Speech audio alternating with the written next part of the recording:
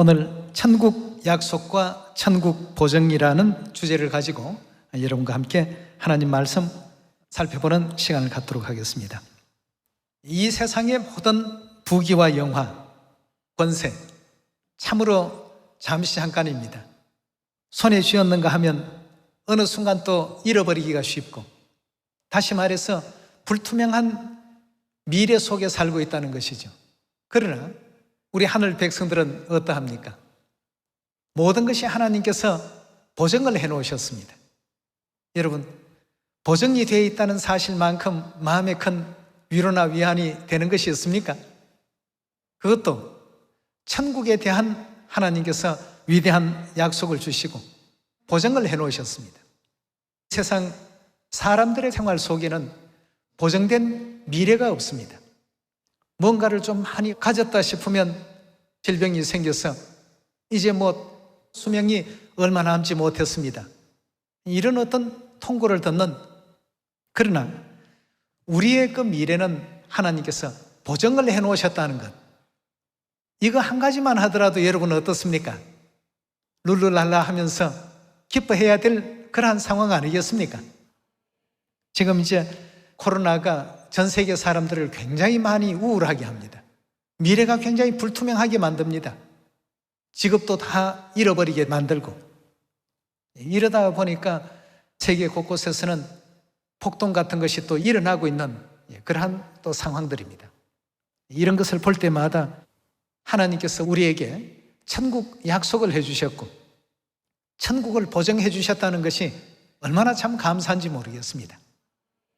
세상에 수많은 사람들이 저 나름대로 열심히 교회 가고 열심히 기도하고 뭔가 열심만 내면 다 천국 가는 줄로 알고 있지만, 하나님께서는 내가 너희를 도무지 알지 못하니 불법을 행하는 자들아 내게서 다 물러가라 하고 이렇게 물리치시는 마태복음 7장 23절의 그 상황을 볼 때에 어떻습니까?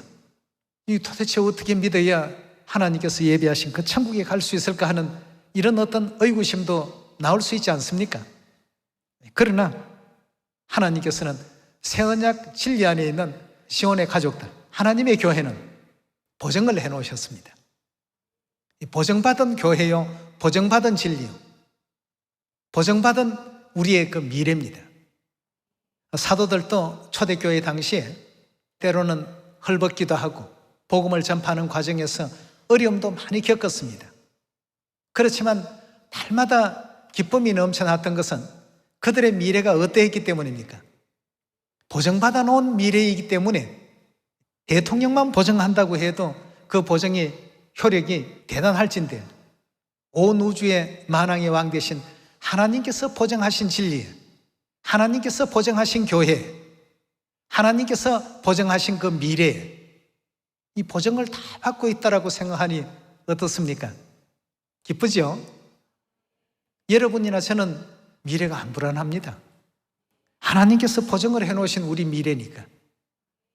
그러나 세상 사람들은 불안합니다. 이러다가 직장인에 잃지 않을까? 직장 잃으면 뭐 먹고 살지? 근데 우리 하나님께서는 성경 가운데 공중의 새도 내가 다 먹이고 들의 꽃도 내가 다 입히는데 어찌 그런 걸 가지고 걱정하느냐? 이런 말씀들을 볼 때마다 갑자기 없던 힘도 불끈불끈 생기지 않습니까? 세상 끝까지 내가 너를 도울 것이다. 너와 항상 함께 할 것이니까 힘내라. 용기를 가지라. 이 땅에도 보증이라는 제도는 참 많이 있습니다. 신원에 대한 신원 보증도 있고, 물질적인 어떤 손해를 입히게 된다면 재정을 보증서겠다 하는 재정 보증도 있고, 또 물품에 대한 품질 보증도 있습니다. 요즘은 미래에 대한 어떤 그 보증을 받기 위해서 많은 사람들이 보험 많이 가입을 하죠. 보험에 종사하시는 분들한테는 좀 죄송한 얘기입니다만, 하나님 외에는 제대로 된 어떤 미래를 보증할 수가 없습니다. 그래서 천국을 보증받고 미래를 보증받으려면 성경에서 하라 하시는 대로만 하면 됩니다. 성경이야말로 하나님께서 우리 인류에게 주신 정말 최첨단 보증서 아니겠습니까? 이것만 그대로 하면 모든 일들이 다 잘 될 수 있는데, 이대로 하지 않는 것이 결국 인류가 불행의 길로 갈 수밖에 없는 하나의 어떤 가장 큰 원인이라고 이렇게 볼 수가 있겠습니다. 우리 디모데후서 3장 다 같이 한번 열어봅시다. 3장 12절의 말씀 보시면 무릇 그리스도 예수 안에서 경건하게 살고자 하는 자는 핍박을 받으리라. 악한 자들과 속이는 자들은 더욱 악하여져서 속이기도 하고 속기도 하나니 그러나 너는 배우고 확신한 일에 거하라. 내가 네게서 배운 것을 알며 또 내가 어려서부터 성경을 알았나니 성경은 능인으로 하여금 그리스도 예수 안에 있는 믿음으로 말미암아 구원에 이르는 뭐가 있게 한다고요? 구원에 이르는 지혜가 있게 하느니라. 16절의 말씀 보시면 모든 성경은 하나님의 감동으로 된 것으로 교훈과 책망과 바르게 함과 의로 교육하기에 유익하니 이는 하나님의 사람으로 온전케 하며 모든 선한 일을 행하기에 온전케 하려 함이니라고 했습니다. 성경 66권은 우리 미래에 대한 보증서입니다. 이대로만 하면 천국에 갈 수 있는 모든 지혜를 다 가르쳐 준다고 되어 있지 않습니까? 그러나 사람이 세상을 살아가면서 성경의 가르침 이 모든 내용의 중요성을 인식하지 못하니까 성경이 보증하는 진리를 세상이 외면하고 성경이 보증하시는 육체를 입고 이 땅에 오신 하나님을 알아보지를 못하고 외면하는 이런 안타까운 현실 속에 있습니다.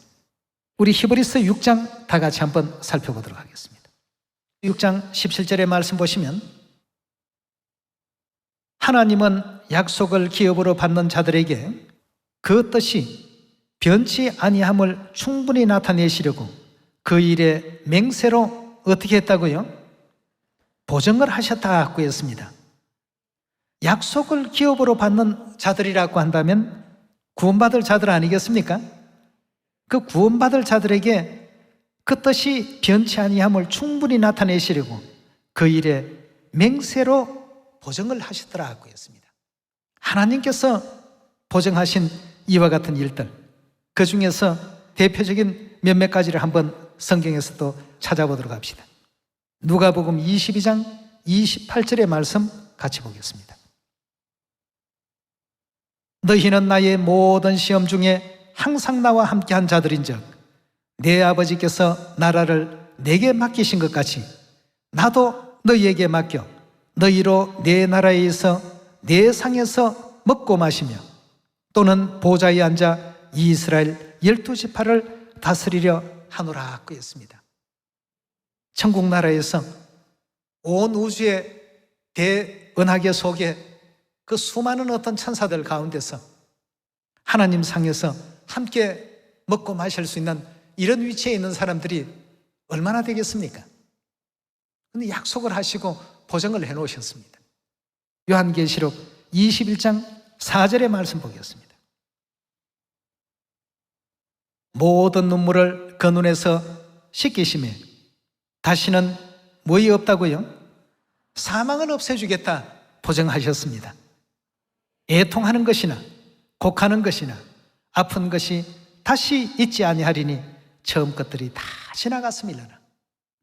병들어서 고통받고 괴로워하는 이런 어떤 질병도 하나도 있지 아니할 것이고 애통하는 것도 하나도 존재하지 않도록끔 그렇게 하겠다. 곡하는 것도 없을 것이다. 물론 거기에는 죽음도 없을 것이다. 오직 날마다 새로운 어떤 그 기쁨을 창조하는 그 세계 속에 영원 세세토록 우리와 함께 하시겠다는 약속을 주시고 또 보증을 하셨습니다. 여러분, 우리가 이런 천국 소망을 갖고서 살아간다면 그래도 이 땅은 살만합니다만 이런 어떤 미래가 보장되어 있지 아니하고 천국 보장이 없는 삶을 사는 사람들은 그 삶이 겉보기에는 화려해 보이고 멋져 보일지 몰라도 그 속은 그렇지가 않습니다. 22장 1절입니다. 또 제가 수정같이 맑은 생명수의 강을 내게 보이니 하나님과 및 어린 양의 보좌로부터 나서 길 가운데로 흐르더라. 강 좌우에 생명나무가 있어 12가지 실과를 맺히되 달마다 그 실과를 맺히고 그 나무 잎사귀들은 만국을 소성하기 위하여 있더라. 다시는 뭐도 없다고요? 저주가 없으며 하나님과 어린 양의 보호자가 그 가운데 있으리니 그의 종들이 그를 섬기며 그의 얼굴을 볼 터이요 그의 이름도 저희 이마에 있으리라. 다시는 밤이 없겠고 등불과 햇빛이 쓸데없으니 이는 주 하나님이 저희에게 빛이심이라. 저희가 세세토록 왕노릇 하리로다 하였습니다. 이 땅에 있으면 왕노릇 근처에도 가보기 어렵지 않습니까? 하나님께서는 내 상에서 함께 먹게 할 것이며 이스라엘 12지파를 다 다스리게 할 것이다. 이미 거기에 대한 보증을 전부 해놓으셨습니다. 자, 그렇다면 이 보증을 누구에게 이렇게 허락해 놓으셨을까?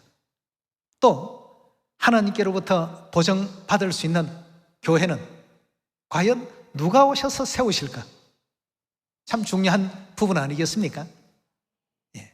아무나 그냥 교회에 세워놓고 하나님 이름만 부른다고 해서 그냥 하나님의 자녀가 되는 것 아닙니다. 하나님께서 수많은 어떤 시련과 또 고난과 어려움 속에서 완성품으로 만들어진 그 인류에 대해서 보증을 하시는 것 아니겠습니까? 그럼 이렇게 보증받을 수 있는 사람들은 결국 어디에 전부 다 모이도록 되어 있는가 말이죠. 성경 66권은 하나님의 성령의 감동으로 기록한 하나님의 보증서라고 볼 수 있는데요, 이 보증서를 보면 결국 우리는 어디에 다 모이도록 되어 있는지 예레미야 우리 4장 5절의 말씀 보도록 하겠습니다. 너희는 유다에 선포하며 예루살렘에 공포하여 이르기를 이 땅에서 나팔을 불라 하며 또 크게 외쳐 이르기를 너희는 모이라 우리가 견관성으로 들어가자 하고 시온을 향하여 기호를 세우라 도피하라 지체하지 말라고 했습니다. 자, 이제 경관성으로 들어가는데 그 경관성 이름이 뭔가 하고 보니까 시온이었습니다. 자, 시온으로 들어가는 사람들에게 우리 하나님께서는 천국을 약속하시고 보증해 놓으셨습니다.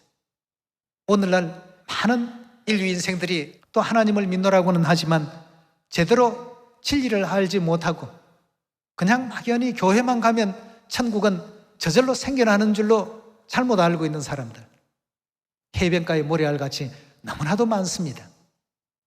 그래서 그들에게 이런 하나님의 뜻을 올바르게 우리가 가르치고 전해야 될 사명이 주어지게 된 것 아니겠습니까? 그렇다면 보증해 주신 이 무리들은 과연 어떤 교회를 다닌 사람들일까? 우리 고린도전서 1장을 한번 보도록 합시다. 1장 2절의 말씀 보시면 고린도에 있는 무슨 교회라고요? 하나님의 교회, 곧 그리스도 예수 안에서 거룩하여지고 성도라 부르심을 입은 자들과 또 각처에서 우리의 주 곧 저희와 우리의 주 되신 예수 그리스도의 이름을 부르는 모든 자에게 하나님 우리 아버지와 주 예수 그리스도로조차 은혜와 평강이 있기를 원한다고 했습니다. 여기에 지금 보니까 사도 바울이 다녔던 그 당시 교회 이름은 하나님의 교회였습니다. 그렇다면 우리 미래에 대해서 하나님께서 보증하신 교회는 하나님의 교회입니다. 이 지구촌에는 참으로 많은 어떤 교회 이름들이 있습니다만 성경에 기록되어 있는 하나님께서 보증해 주시는 이 교회는 오직 하나님의 교회였죠. 자, 그렇다면 이 교인들은 그 당시에 예수님을 나사렛 목수의 아들 그 정도로 믿었던 사람들입니까? 자, 우리 그 내용도 잠깐만 한번 살펴봅시다. 빌립보 2장 5절의 말씀 보시면 너희 안에 이 마음을 품으라 곧 그리스도 예수의 마음이니 그는 근본 누구시라고요? 많은 사람들이 다 나사렛 목수의 요셉의 아들로 마리아의 아들로 여기고 있을 때 초대교회 하나님의 교회 성도들은 예수님을 그 근본이 하나님의 본체의 신분이셨단 말이에요. 이렇게 알고 믿고 있었습니다. 여기뿐만이 아니죠. 로마서에도 이런 내용이 나오고 계시록에서도 이런 부분이 나오고 말이죠. 근데 오늘날 하나님께서 육체를 입고 이 땅에 오셨다라는 이 신앙을 어디에서 지금 전하고 있습니까? 초림 때나 재림 때나 다 하나님의 교회 안에서 지금 전하고 있지 않습니까? 그 교회가 바로 천국을 보증받은 교회입니다. 이 보증은 천사가 보증한 것이 아닙니다. 아브라함이 보증한 것도 아니고 베드로가 보증한 것도 아닙니다. 새 언약을 통해서 하나님께서 보증해 놓으셨습니다. 자, 우리 그 장면도 히브리서 9장을 한번 열어서 확인해 보도록 합시다. 9장 15절의 말씀 보겠습니다. 이를 인하여 그는 새 언약의 중보시니 이는 첫 언약 때 범한 죄를 속하려고 죽으사 부르심을 입은 자로 하여금 뭘 약속받게 했다고 했습니까? 영원한 기업, 다시 말해서 천국 나라에 대한 이 유업을 약속으로 얻게 하려 하심이니라 하고 했습니다. 천국을 보증받게끔 하기 위해서 하나님께서는 새 언약의 중보가 되셨다 하고 했습니다. 그래서 천국 기업을 받을 수 있는 사람들은 점도 흠도 다 없애주시고 천상에서 또 이 지상에서 알게 모르게 지은 죄까지도 전부 지워내는 지우개와 같은 역할을 해버렸습니다. 뭘 통해서 그렇게 했다고 했죠? 새 언약을 통해서. 마태복음 7장 21절의 말씀 보겠습니다. 나더러 주여 주여 하는 자마다 천국에 다 들어갈 것이 아니요 다만 하늘에 계신 내 아버지의 뜻대로 행하는 자라야 들어가리라 하고 했습니다. 그 뜻을 행하는 사람들에게 하나님께서는 보증해 놓으셨습니다. 22절입니다. 그날에 많은 사람이 나더러 이르되 주여 주여 우리가 주의 이름으로 선지자 노릇하며 주의 이름으로 귀신을 쫓아내며 주의 이름으로 많은 권능을 행치 아니하였나이까 하리니 그때 내가 저희에게 밝히 말하되 내가 너희를 도무지 알지 못하니 불법을 행하는 자들아 내게서 다 떠나가라 하리라 하고 했습니다. 그렇다면 마지막 하나님께서 이 땅에 오실 때 어떤 하나님께서 세우신 하나님의 교회를 그럼 우리가 가야 될까? 이사야서 25장 6절의 가르침을 보시면 만군의 여호와께서 이 산에서 만민을 위하여 기름진 것과 오래 저장하였던 포도주로 연회를 베푸시리니 곧 골수가 가득한 기름진 것과 오래 저장하였던 맑은 포도주로 하실 것이며 오래 저장된 포도주라는 말씀이 계속 나오고 있습니다. AD 325년 니케아 종교회의에서 유월절 제도가 종교 역사에서 사라지게 되고 다시 하나님께서 이 땅에 오셔서 복구하기까지 약 한 1600여 년이라는 긴 시간이 흐를 수밖에 없도록 되어 있습니다. 그래서 오래 저장하였던 포도주로 생명의 잔치를 베푸신다고 했습니다. 7절의 말씀 봅시다. 또 이 산에서 모든 민족의 가리워진 면박과 열방에 덮인 휘장을 제하시며 사망을 영원히 멸하실 것이라. 66권 성경 속에 사망을 멸하는 포도주 하면 어떤 포도주가 있습니까? 유월절 포도주가 있죠. 9절의 말씀 보시면 그날에 말하기를 이분은 누구시라고요? 우리의 하나님이시라. 우리가 그를 기다렸으니 그가 우리를 구원하시리로다 하고 했습니다. 히브리 9장 28절에는 보면 두 번째 오실 때 뭘 허락하신다고 했습니까?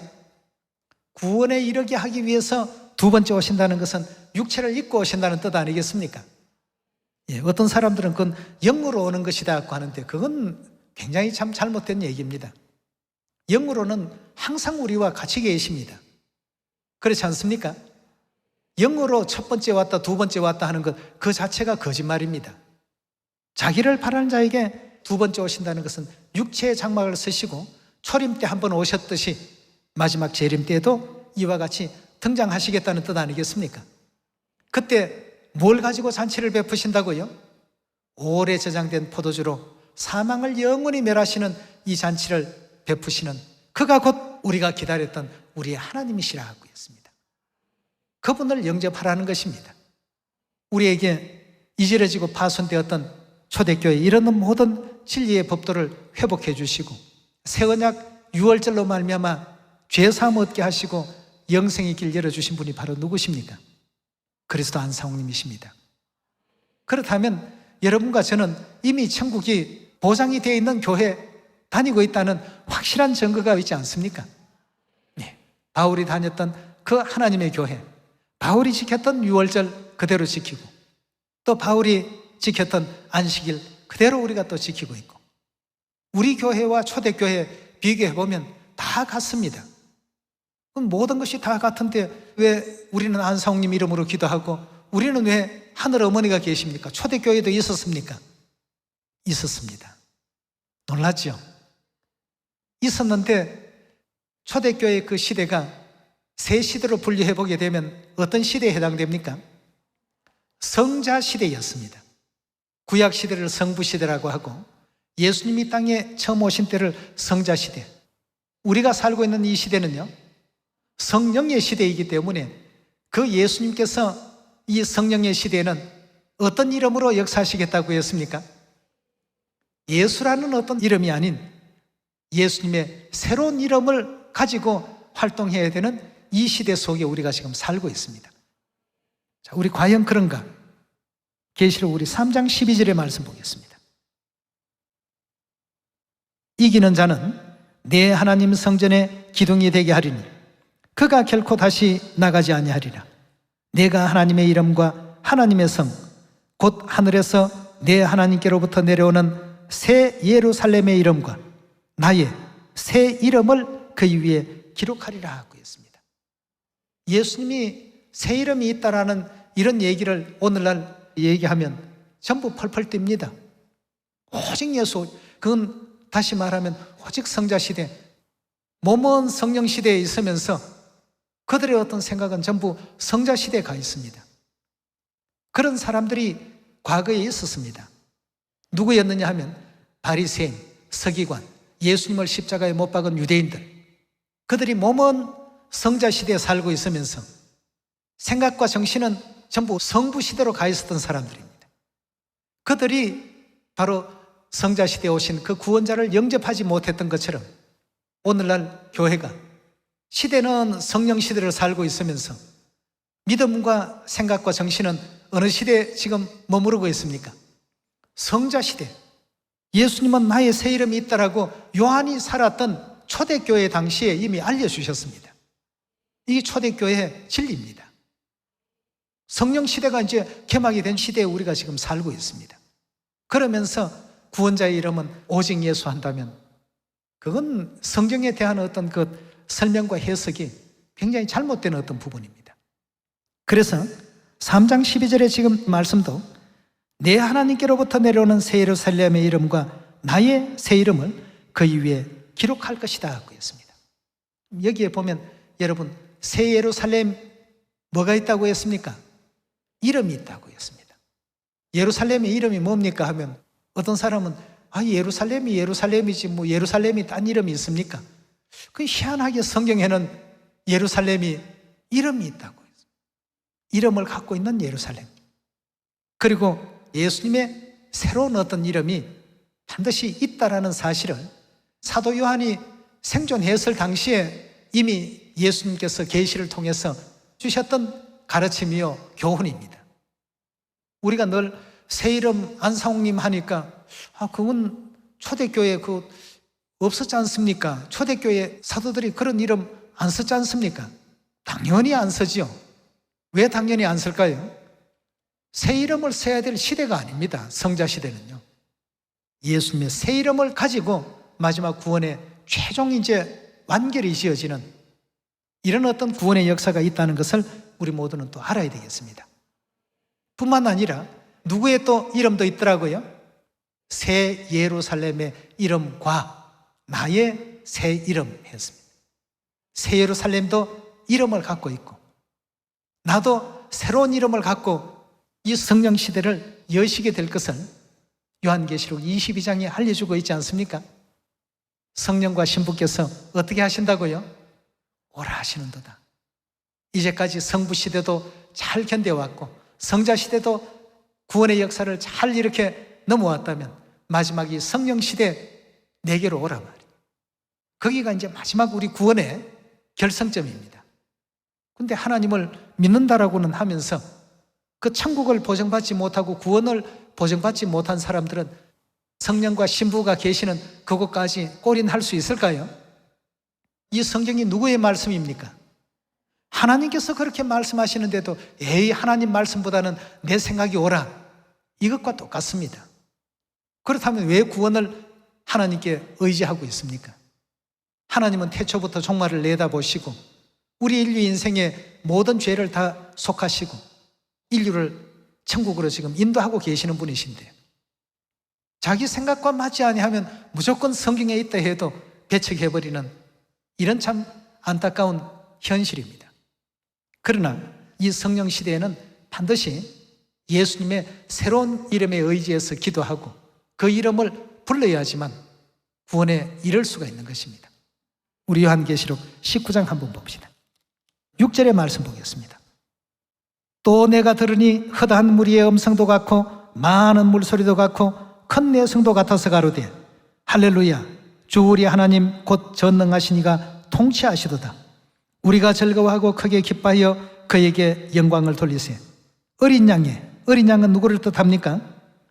예수님을 뜻하지요. 이 요한계시록은 초림 예수님께서 떠나신 지 한 60여 년이 지난 이후에 기록된 말씀입니다. 그러니까 여기에 등장하는 어린 양은 재림 예수님을 의미하고 있습니다. 어린 양에 무엇이 이르렀다고요?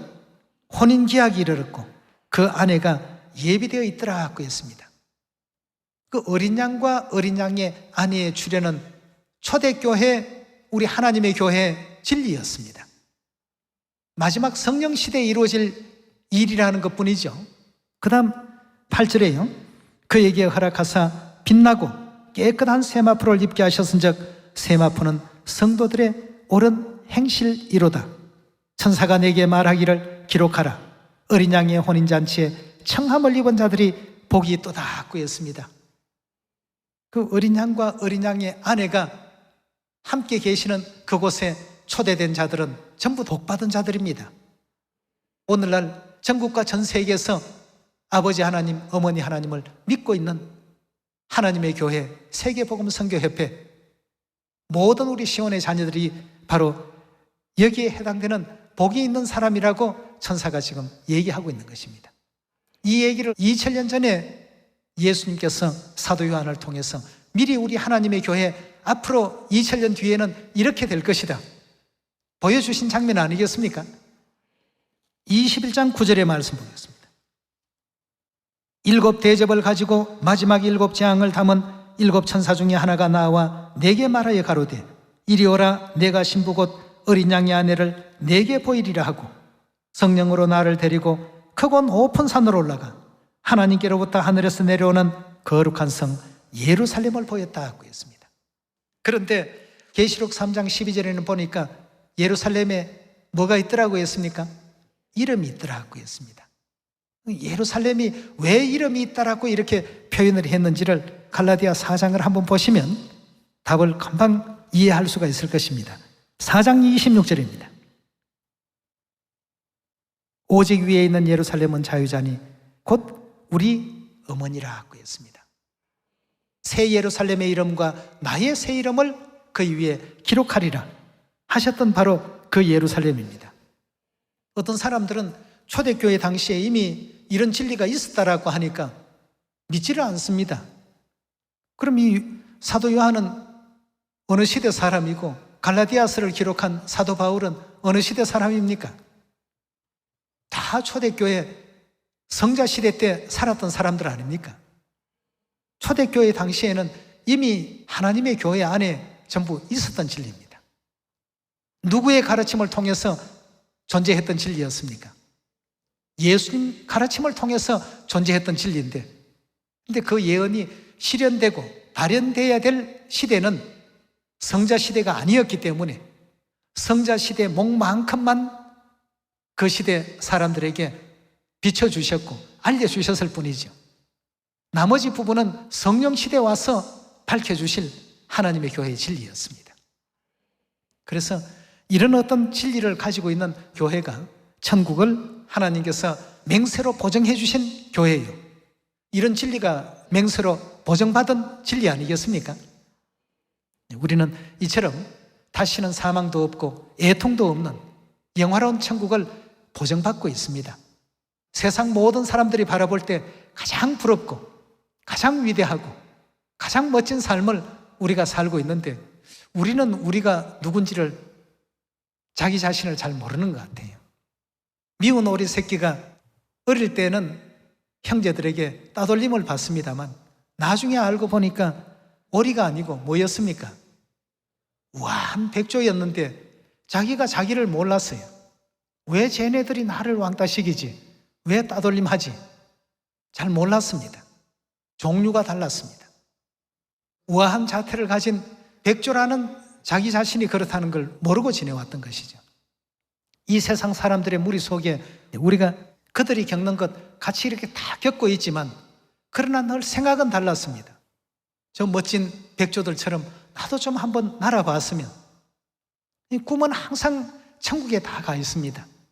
세상 사람들이 사는 어떤 삶의 방식과는 다른 어떤 방식을 추구했습니다. 지금까지 하나님께서는 경의 가르침을 통해서 우리를 또 이렇게 인도하고 계시니까 끝까지 하나님에 대한 그 올바른 믿음을 갖고서 하나님께서 마련하신 그 영화로운 세계에 도달할 수 있는 여러분과 제가 꼭 됩시다. 오늘 이 말씀에 은혜 있길 바라면서 말씀 마칩니다. 감사합니다.